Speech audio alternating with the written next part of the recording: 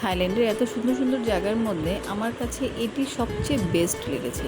আর থাইল্যান্ডে এসে এই জায়গায় যদি কেউ না আসে তাহলে তো মনে হবে যে থাইল্যান্ড ঘুরলামই না, থাইল্যান্ড আসাটাই ব্যর্থ হয়ে গেল।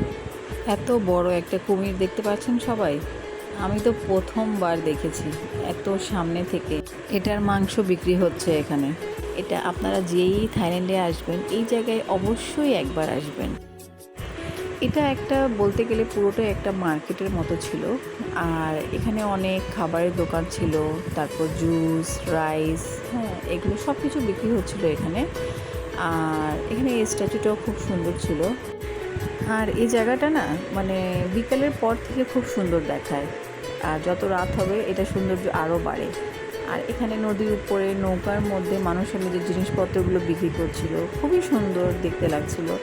এখানে বসার ব্যবস্থা ছিল খাওয়া দাওয়ার জন্য, এখানে অনেক জুয়েলারি বিক্রি হচ্ছিল। আর এখানে দেখা যাচ্ছে যে এখানে নদীর উপরে যে নৌকাটা দেখতেছেন এটার উপরে এই ফুল দিয়ে খুব সুন্দর করে ডেকোরেশন করা। এখানে আমরা অনেক সুন্দর সুন্দর পিকচার ক্লিক করেছি। আর এই তো আশেপাশে সব জায়গায় দেখছেন এখানে বসার ব্যবস্থা আছে, খাবার দাবারের ব্যবস্থা আছে। এখানে জুস, তারপর রাইস আর কুমিরের মাংস, অনেক রকমেরই মাংস পাওয়া যাচ্ছিলো। আর নিজের মতো করে সবাই যার যার মতো করে নিয়ে নিচ্ছিল। আমরাও খাবারের 2টো প্লেট নিয়ে নিলাম, আমি আর আমার হাজব্যান্ড। খুব ভালোই ছিল। আর আমরা মুসলিম দোকান থেকে নিয়েছিলাম, তো ভালোই ছিল সব কিছু।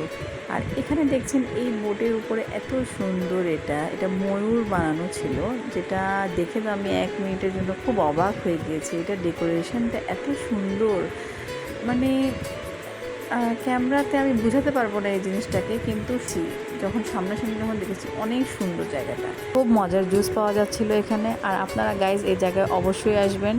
আল্লাহ হাফেজ।